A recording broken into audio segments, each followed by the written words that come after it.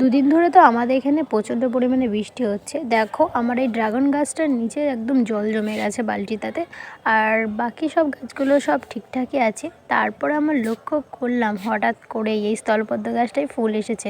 একসময় জানো তো এই গাছটা এমন করুণ দশা ছিল যে মানে ফুল তো দূরের কথা, গাছটা বাঁচবে কি না সেটাই আমি কনফিউজ ছিলাম। কারণ যখন কিনে আনা হয়েছিল খুবই বাজে অবস্থায় ছিল। তো যাই হোক মা যত্ন করে এতটাই ভালো মানে সতেজ করে তুলেছে যে অন্ততপক্ষে গাছটায় ফুল আসছে। আগেরবারও ফুল ফুটেছিল, ফোটেনি তা নয়, কিন্তু গাছটার অবস্থা এতটাই খারাপ ছিল যে ফুল নিতে আমার খুবই খারাপ লাগতো যে ফুলটা নিচ্ছি হয়তো গাছটার আরও কষ্ট হচ্ছে, হয়তো বাচ্চা গাছ।